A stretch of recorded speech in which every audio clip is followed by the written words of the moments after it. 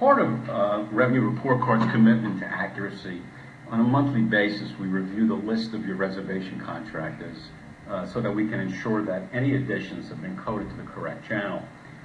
Property management systems label these reports differently. You can see here this one is entitled Rate Type Analysis Report, but they could have a variety of names. Basically the report simply shows each contractor and what they have generated for you in the past month. As is often said, when parts of an engine are broken, the engine can't possibly run efficiently or effectively. Similarly, if we feed bad information in with contractors in wrong channels, the answers we receive will be skewed. And so the easiest solution is that we go over any and all new contractors and make certain that they've been coded and placed in the correct channel. It's essentially a monthly tune-up. It's a complimentary service that we provide, and it is as important as anything that we do.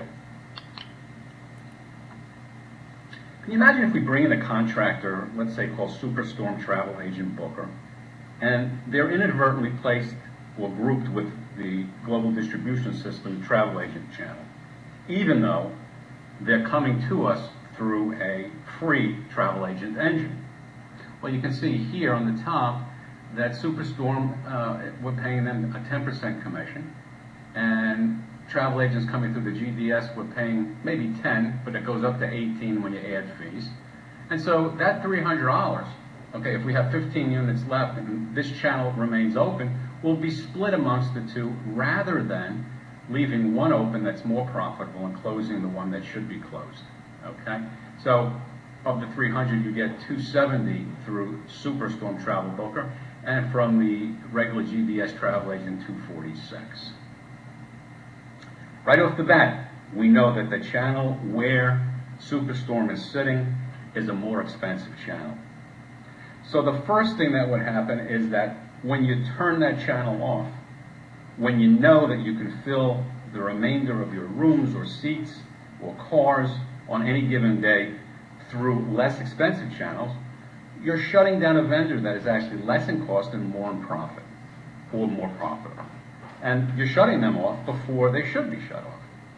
Production from them provides a more profitable benefit that could be used to fill, and so you want them to remain open.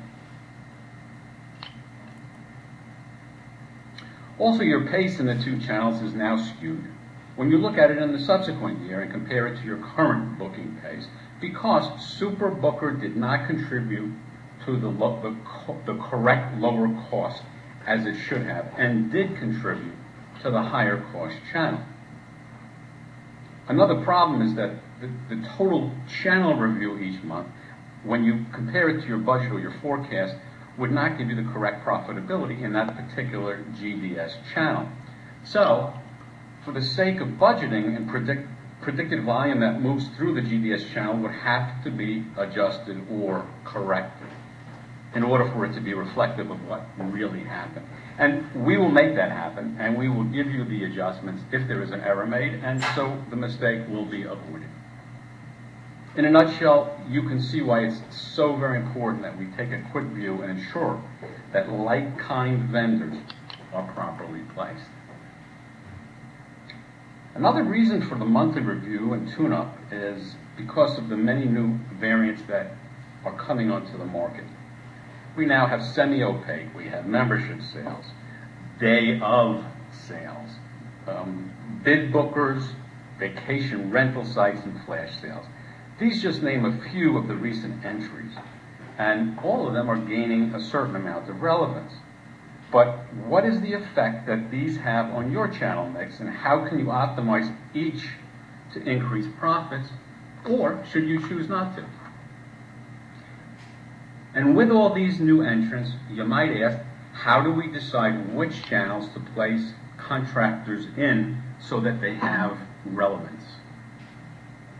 Some are easy, like Expedia, Orbitz, Travelocity. They all share similar characteristics in commission structures.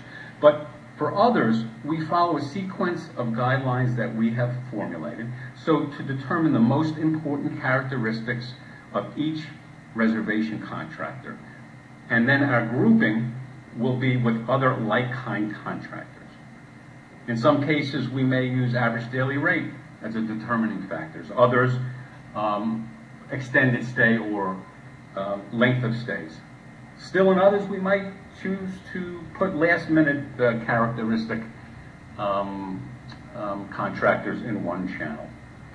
It's important that we're able to measure like-kind contributors to our revenue mix. A good example of a company that is not grouped with what might seem like a like-kind contributor is Booking.com versus other OTAs. Here you can see Booking.com. In this case, we show a 17%. They could be anywhere from 15 to 17%.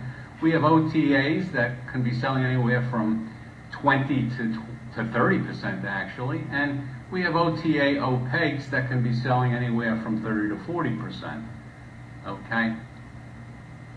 So, Booking's business model provides a significantly lower commission structure to its clients, as you can see. And therefore, we would never place Booking with other OTAs who are charging a higher commission. If we did, we'd have the same problem that we just discussed. We would be turning off Booking before we wanted to. I have always placed Booking as a standalone, but if another vendor comes along and wants to offer that same commission structure, well then we would group them with Booking.com. Please consider this as an added benefit to our service and one that works for you in forecasting and budgeting and, of course, in your profitability. As I say, it is a complimentary service that we provide, and we thank you, or I thank you, for listening today. Bye-bye.